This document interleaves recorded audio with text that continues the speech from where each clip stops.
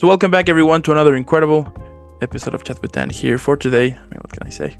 We're having an incredible startup, like an incredible startup of the weekend because we have on the show the incredible, the amazing, the badass, the superstar, the legendary, the one and only, even a superhero. Let's discover Kayla. Kayla, how are you today? Hey, wow, after that intro, I'm doing so good. Happy to be here. There you go. I mean, what better way to have an incredible, super badass day than to be chatting with someone as badass as you? You know what I mean? Thank you. I appreciate that. Right back at you. I'm There you go. super excited to be here and talk with you. I love it. Now, if you are new to the channel, don't forget to leave a like, subscribe, follow. It helps a lot. But also, on the description below, you're gonna find all of Kayla's social media. Let's follow her and let's discover why she is super badass, right? And without further more, let's jump in. So I want to start this whole conversation by starting out with the first question, which is, what was the moment that hit you? This is it. This is what I'm meant to do. This is gonna be my passion from now on. I think from a young age, I just felt something magical when my grandma used to take us to like dinner theaters, honestly, like local dinner theaters. And, I danced from the time I was 4, and I think I loved the performances in particular, which is what all the classes were for. And okay, if I can give one really like specific memory, it was when I first watched The Matrix. A little bit of a departure from like the theater and dance, but I finished that movie like that's so badass. And then I thought, if I can create an experience like I just had for people, I mean, that would just be so cool. I would feel successful. So that's like kind of my realization of at least what a film could have, like the effect that you could have. Yeah, those are a few choice moments, I guess. Tell me, do you remember like the feeling of your first audition? Tell me, was it terrifying, exciting, or a complete disaster with a lesson that you never forget, basically? Definitely terrifying. I think I got really used to it though, because I auditioned a lot when I was young for dance and theater that I did growing up. So I think I got used to it as being part of the process. So I was kind of able to just be like, this is part of what you have to do in order to do the thing that you love, which I guess is fortunate. The ability to like go anyway, even though it feels really uncomfortable.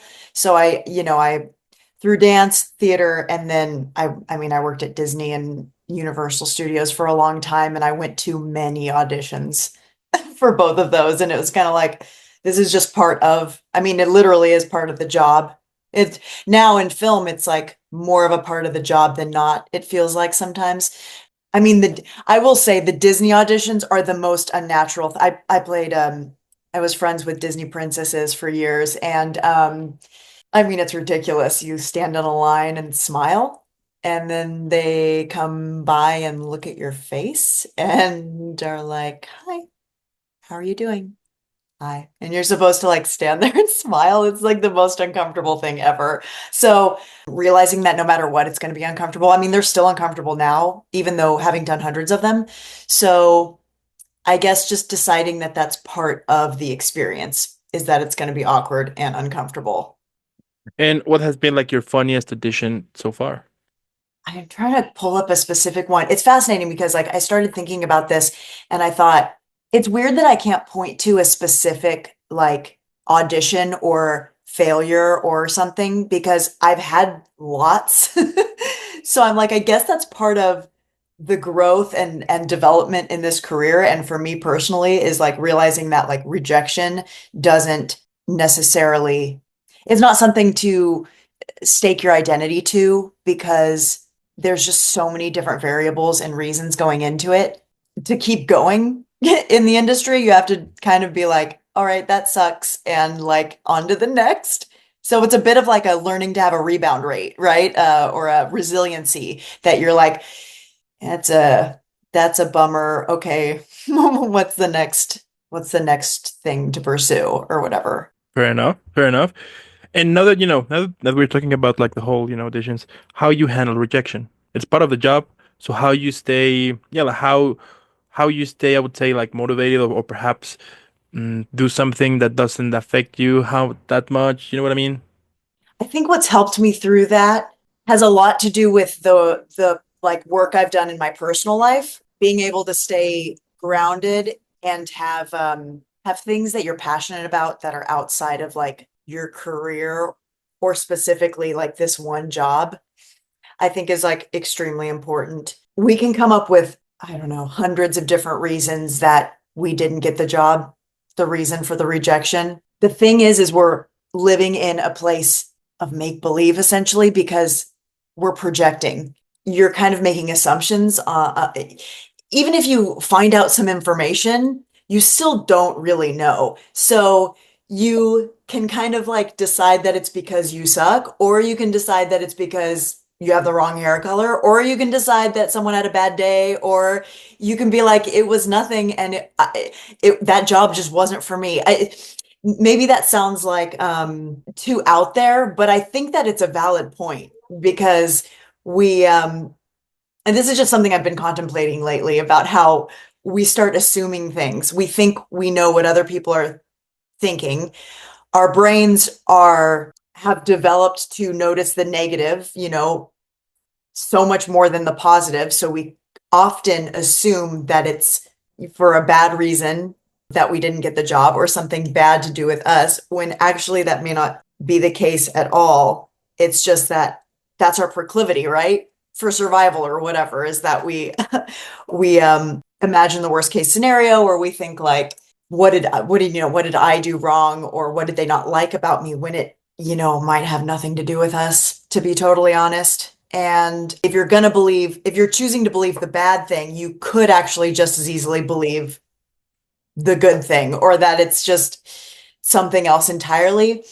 And then even further than that, you're spending all this mental energy on something that you don't have control over anyway and is in like the realm of like possibility or what if. So it's just something to be conscious of, I guess, because it's something that I've been trying to pay attention to. So trying to remember that.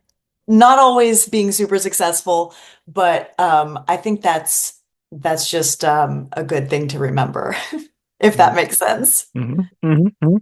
And what do you usually do during this whole downtime, right? When you're auditioning and auditioning, you get nothing. So how you stay creative on those downtimes, basically? I realized a long time ago that I do a lot better like in my mental space and then relating to my career if I really do have my own projects and passions that I'm working on. So there's an energy to it, not going into an audition like this is my entire lifeline right now, like this is everything, and instead being able to go in and be like, oh, if I don't get this, that's just not going to be the end of it because I have these other things that I'm working on. For me, I started like working on other film projects. So I have like a series in the works, and then I like to work on smaller projects. I have different people and production companies that I work with. I do live performance, like theater, burlesque, like a combination of like Shakespeare and burlesque is one company that I started, and other things, perform with live bands, things like that that give me that sort of like inspiration and motivation while doing the tedious stuff of auditioning or waiting for the industry to pick back up, those like type of things. Okay. And looking back, tell me what's something you wish someone had warned you, let's say, about when you were just getting starting in this whole business? I think it has to do with, this is also tough to like pinpoint a single thing, because I come back to like, would I have really listened to it? You know what I mean? Like some of these things are like lessons we have to go through or learn on our own. But I was thinking a piece of advice or warning tailored specifically to me would probably be something along the lines of, be careful of distractions, Kayla, because we love a good distraction. And that goes sort of like in life, right? Like basically like distractions in the form of like relationships or substance abuse or like, just anything, another job, whatever it is, things to focus on that keep you from doing the work because the work is hard and uncomfortable. And sometimes you just want to go to what is more comfortable, which may be, more familiar or whatever. However, is that really going to get you closer to what you ultimately want? That's like, I've had a few times in my life where I've had to like really seriously look at that, and learning to say no to things, projects, people, jobs, whatever it is just as important as knowing when to say yes, I suppose. So I guess if I could have taken in that bit of advice or warning, that would have been helpful. And tell me, what do you think is one of the biggest misconceptions that people have about actors in general? I used to think that maybe that you needed to be, how do I put this, like in turmoil or broken or like have opened wounds, if that makes sense, in order to portray characters that are complex or emotional, or at least have that turmoil to them, or be able to tell stories that are highly emotional or whatever. I think some methods of acting or teaching or some thought processes are like you have to have those, wounds open to access them. And that's something I don't believe is the case. I believe that actors have the ability to reach those places, those depths. And I think you can still work on the stuff so that you can be healthier in your personal life while being able to be emotionally vulnerable and all of that stuff in a performance. Having the awareness of like my empathic nature is like, which I used to see as a weakness, or my sensitivity, realizing that you can actually harness that for acting in a beautiful way, but also then being able to disconnect so that you don't carry, like you said, kind of like carry that into your life a bunch, or like, even carry someone else's emotions or energies, which could be like this character you're playing, or people that you're working with, or just people that you're around, and you end up carrying stuff, and you like learning to check in and then be like, oh, is this mine right now? Which sounds a little strange, but I've noticed that that's definitely a good practice to have.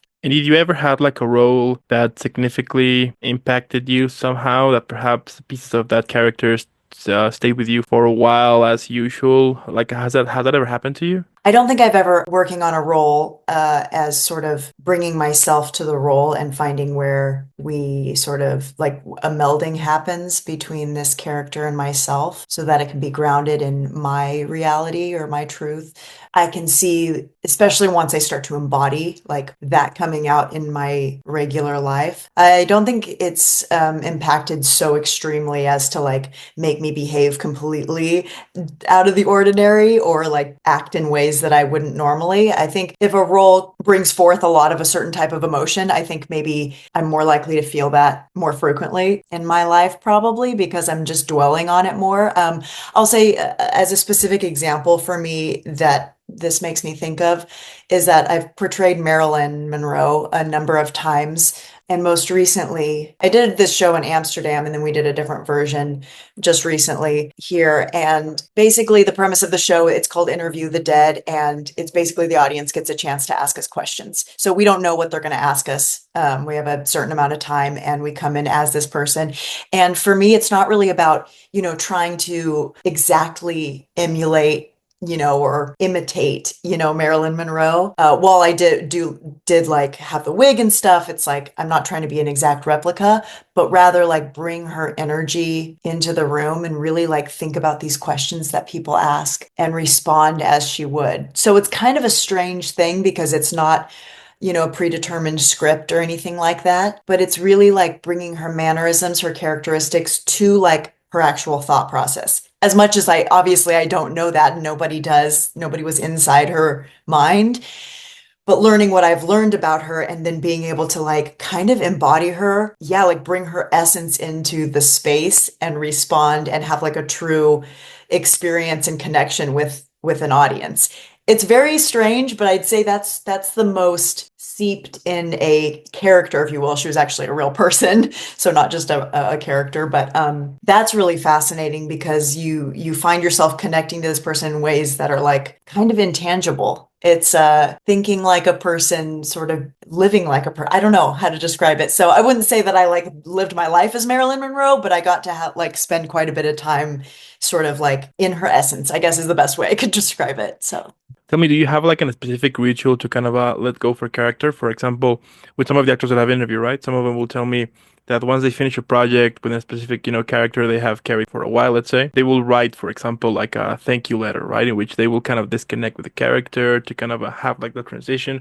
So my question here is, do you have something like that, or is more like through time you just kind of let go? Like, what is your thing here? I just got like chills because I really love that. I actually don't have like one specific ritual. I love the idea of writing a letter to them. Like, even if it's like completely fictional, like whatever, I think that's a really beautiful thing because it was she or he was a living, breathing person. So I really like that. I don't have like one thing that I've done in the past. I think that might be a really nice. I think because they all live with me now in a way, like even if it's super, super distant, every single role that I've ever played has sort of had an impact on where I am as a performer and a person today. So I guess while I'm like finished maybe portraying that role, in some cases I'm not finished portraying that role, I'll like be back with it, or with her or him. But I think that's really fascinating.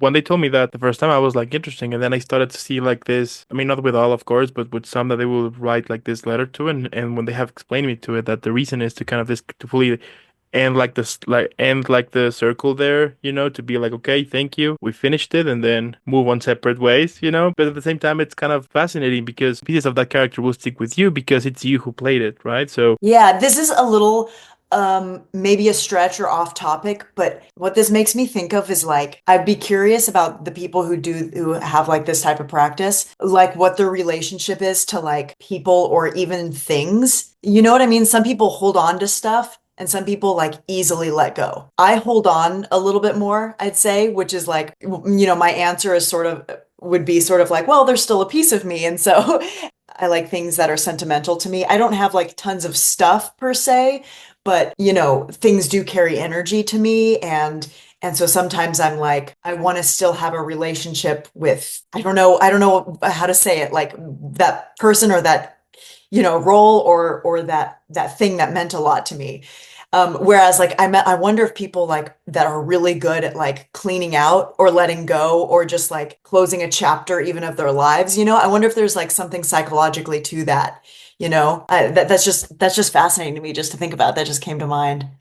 I think those type of things shows us more about our human side. You do it, the that the whole connection we manage to create with with things, with stuff, with Ah, fictional things. Like for example, creating like a fictional character that even though, you will move on with your daily regular life, but some of that will stick with you because he was part of you on that experience. So as you get older, of course, that you'll become kind of a better version to it. But it's interesting because, like, what if you become like this better version, but is it really you, or is it just part of the character who kind of pushed you to become totally different? Like, you know what I mean here? So, yeah, that's so fascinating. That's a really good point.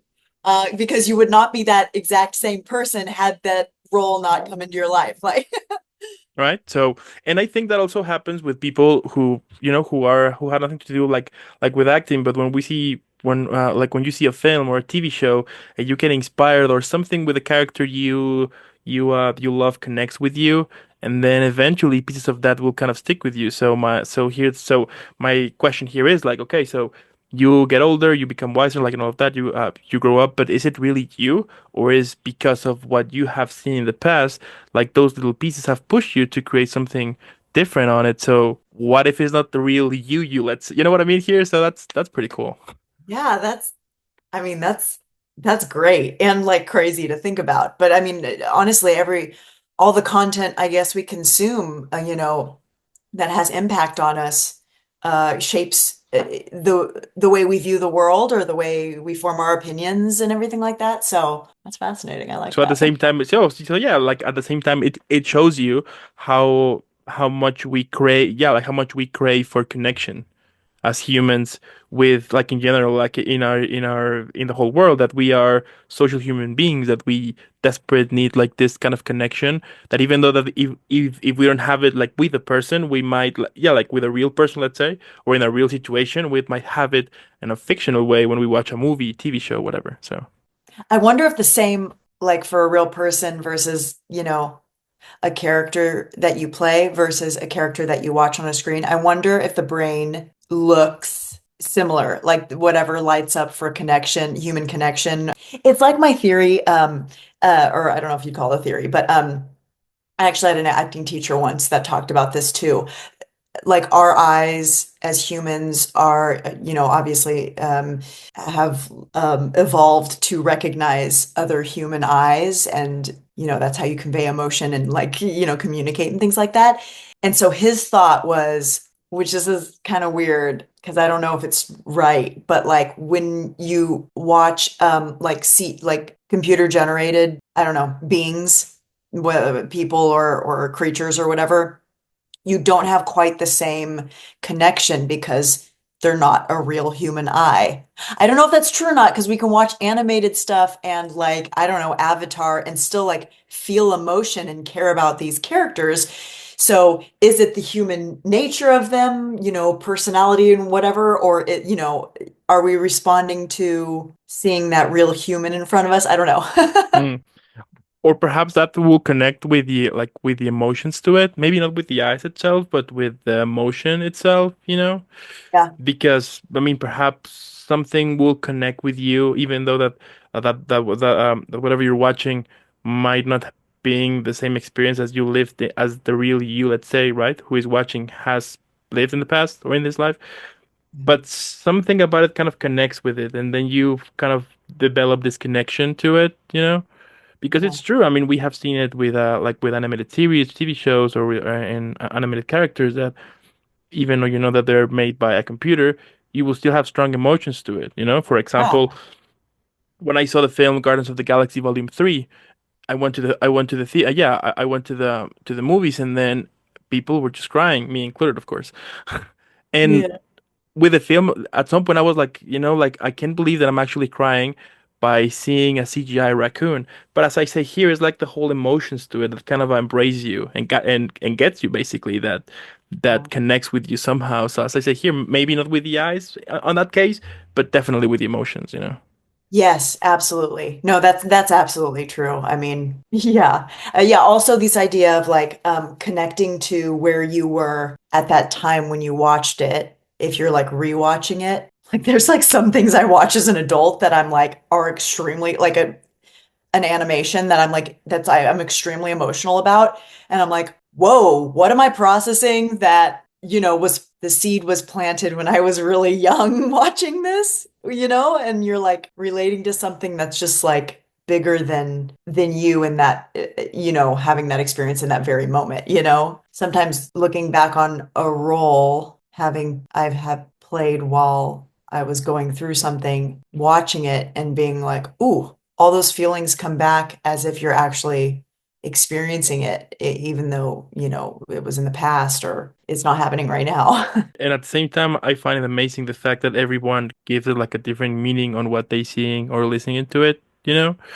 And whenever you have like this opportunity to kind of discuss what one specific film made you feel with another person that make them feel different, you get like this idea as we were saying, this whole connection that we crave, and somehow we desperately need to kind of relate, you know? Which I do think that at the same time with this whole, you know, AI controversy and everything, I do think that no matter how advanced AI can be, is never gonna be able to kind of replicate something made by like a regular human, because we crave this connection, and knowing that we will connect with something made 100% by an AI, I don't think it's gonna work. I mean, for sure, at if they release it once, that would be interesting to watch. To be like, okay, this is pretty cool. But you know, even though we need like this connection, so we desperately need like this kind of a um mixed feelings, you know, and by knowing that it was made by a person, I think that makes it like even like more special as made by a machine, for example, you know. Absolutely, I agree with you because I believe that we can feel that. Like there's something intangible that's not just like, something, that you can perceive and put your finger on or like something you can like think through in your head. It's like it's something else innate that we can tell is that connection that you're speaking about, that you can tell that this came from another human. Tell me, every actor has a moment where they think, Should I keep going? So, did you ever had that moment, and what pulled you back into the game? I'm trying to think of one moment because I think I decided a long time ago that I was going to do this no matter what. It's just changed in what it looked like, quite a few times. I don't think I've really questioned quitting per se, but there have been times that I've refocus, I guess, because when I was young, I was like going to be a ballerina, And at some point, I was disillusioned by that idea and was like, oh, I'm not going to be a professional dancer. Well, I actually was a dancer as well, but I refocused to theater. And then I decided not to pursue musical theater. And I went to LA to focus on film. And I feel like there's regular bouts of what am I even doing? Where is this even going? Is this even possible? I guess I think that that's part of the process. It hasn't made me go, should I stop altogether? So I think I decided already, probably when I was young, but definitely at some point, at least in college, maybe high school. I just decided that I was always going to be performing to some capacity. And with that decision already made, there's no question of like, will I quit performing? Because it may look differently than I thought. I may not have like originally it was going to be a ballet company, and then maybe it was going to be, Broadway maybe at some point or something like that. It was Cirque du Soleil at one point. I was like, I want to be in Cirque du Soleil more than anything. um, and I've sort of like recalibrated at those times when I don't know, found something else that sort of took precedent and, maybe realized I wasn't right for that other thing or whatever the case may be. So definitely this is kind of what I alluded to earlier, but like working on myself outside of the career has been the most impactful thing for my life, which is strange because like you want to point to work that you do in the career for like moving you forward in your career. But oddly enough, it was like the personal work that I've done that has allowed me to be more confident, more resilient, and more grounded through the turbulence of like a career. Because another thing of like advice, I feel like to a younger self or someone starting out is like there's no one way to do this. Like what does success look like to you? What does a career look like to you? It could be a lot of different things. It could be moving into producing mainly. It could be like live theater. Now it's film. Now, like for me, I've done a lot of different things. And so while I think like I don't have like the success and career that I want yet, what does that really honestly look like? Like that's a good question for everyone to ask because everyone's looks different, I think. And there's no like you have to follow this. Obviously, we all know this. You have to follow these steps and you'll get to the place, If it were that easy, we'd be doing it. I'm like such a good student. I'd like cross off all the boxes, and like go down the list and do all the things I needed to do. But it's really not that straightforward ever, like as anyone's journeys are. I contemplate this a lot because I listen to people's journeys or stories and stuff. And I think like, oh, why couldn't I have followed that path? Or like, I'm looking for tips or like, things that I need to do. And it's like everyone's so individual. And in the arts, there's not like you go to school for 4 years and then you're guaranteed to get that degree and become that thing. It's much more like ambiguous. So that kind of went all over the place. But you know what I mean? Like, I think remembering that, like, you're totally creating a brand new career for yourself because it's just never going to be like, I don't know, laid out for you. So I guess remembering that Hmm. kind of keeps me level. And do you think the 15-year-old version of yourself will see you as a total successful person? Because, success. Yeah, like my question here is so, as you were saying, right, that success is different for everyone, and sometimes your success will change through time, And when Yeah. you think about it, for sure, like the younger version of yourself will be seeing you as someone who is actually making it big, let's say, right? Because you are achieving something that the younger version wants. And of course, that right now you want something different, but I do think that sometimes we need to put in perspective that somehow we are achieving our dreams as back then. Yeah. We just have Yeah. like different we just have like a different destination, let's say, like right, like a different goal. But Oh when you yeah. think about it, you already achieve what you wanted. And I think when you think about that, things tend to get like a lot more easier for it, and you feel like more humble for the opportunity of of having like this journey to where you are right now. You know what I mean?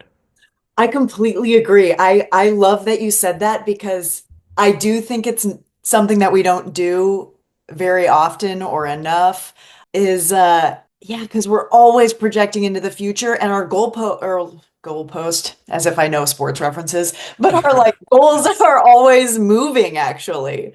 It's true. Like it's different all the time. I have like a whole new set of things that I want to achieve, this year or coming up than I did before. But to remember, yeah, back 20 years ago or 10 years, like whatever, you look at your younger self and tell her or the things that you're doing right now or the things that you've gotten to do. And that's a really cool reframe because it is like, oh, yeah. Like, even if I think of like 5-year-old Kayla, like I got to dress up for a living. I mean, I've made a living dressing up, and that's a very silly, simplified way of putting it sometimes, but like I've gotten to do that as like a career for like whatever, however many years. And that looks like success to her. So it is really cool to think like that. I think that is a helpful thing to remember from time to time.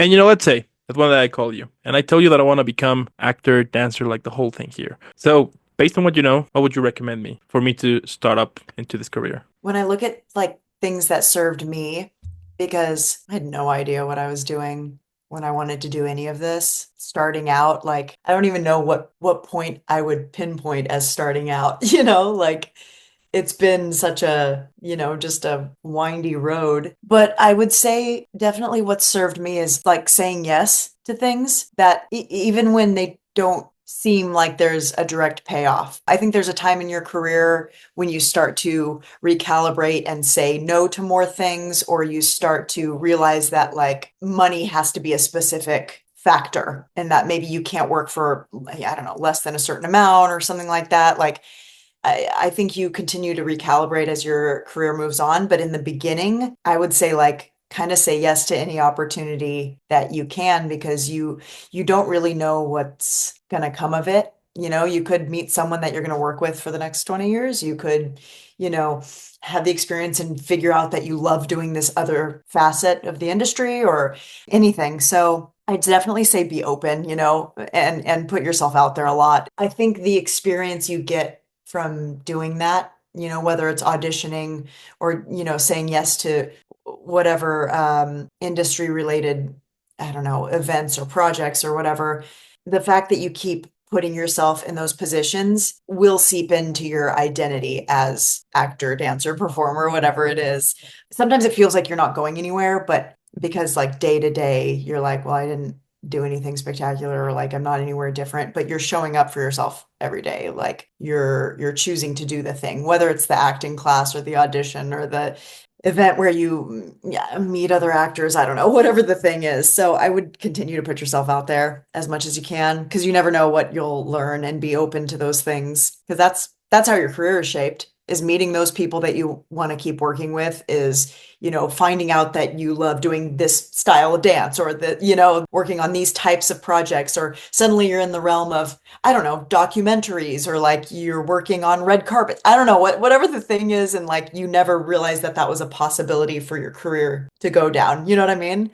So, that's probably my biggest piece for beginning. Tell you what, if I ever become an actor or dancer, and if at some point I write my memoirs, I'll be mentioning you in my thank you speech. Or when I win an award, I mention you in my thank you speech. Oh, wow, I'm honored. Thank you. I was just given that for free. There you go. And my last question here. So we can all enjoy and relax after an epic chat here. So here it is. What do you think that could be the best title for this episode? Trying to think of what would sum it up the best because what I'm feeling right now is this energy of like just keep going, which we didn't like specifically say because of the nature of this work and the industry. It's you can't predict, what's going to happen. Kind of like what we were talking about, rejection or going to an audition and being like, projecting about what they think about you or why you didn't get the role. It's like you're still just assuming and making it up. Might as well just keep going and keep trying because you actually don't know, and the next one could be it, you know? Yeah. I'd be open to hearing your thoughts, to be honest. I do have one. Yeah. I do have one. So it's emotions through rejections. Through rejections? Uh-huh.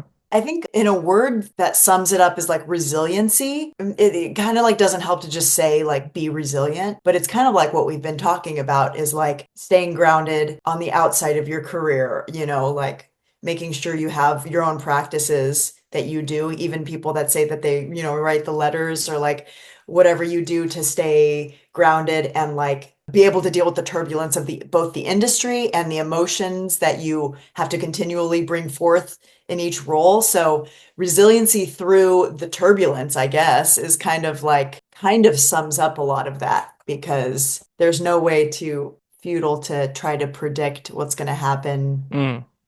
in one audition or in the industry as a whole, like any of it. So it was, what was it again? Resiliency of turbulence, or what was it again? Yeah, resilience through turbulence. Through I don't turbulence. know if that's a very good title, but like I'm trying to think of like, yeah, a way to concisely say some of the stuff that we've been talking about. Maybe something to do with like little you is impressed by you or something like that, like little Mm. or like check back in with younger you or something like that where it's like I liked that conversation we had about remembering like the perspective of you might not think that you're where you want to be, but your younger self, would be stoked with what you've done, that type of thing. I don't know how to Mm. concisely say that. A lot of your questions about like, how would you give advice to someone starting out or your younger self or like, looking back and or trying to see through your younger self's, eyes of how far you've come or whatever. I think that's cool. Or from dreams to the spotlight. I guess so, literally, because they all start as dreams when you're younger. So yeah, so that one, Yeah, that works for me. we have a title. Sounds like a franchise to me already. Who knows? And I mean, at the end, what can I say? It's epic what you do. I love it. But the fact, that you, besides, of course, creating really cool stuff, you're also showing us that dreams come true. I think that is, at least to me, one of the most important lessons I take with me every time I interview, either an actor, musician.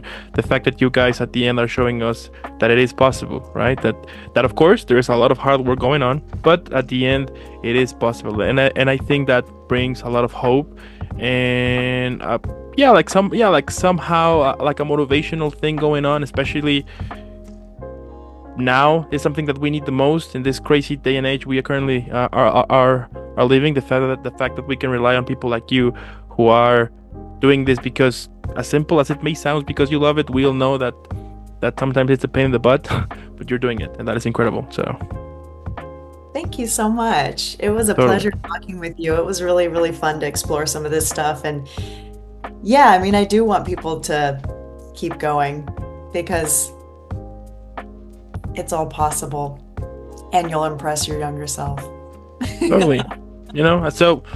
So yeah, so I want to thank you so much for making this happen. I also want to thank those who stayed the whole episode. Let us know what you think in the comments below, but also in the description below, you're gonna find all of Kayla's social media.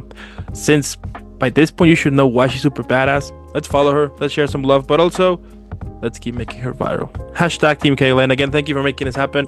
Have an incredible upcoming weekend. Keep kicking ass out there, keep shining, keep rocking, and I'll see you in the next one. Thank you so much. And thank you, everyone.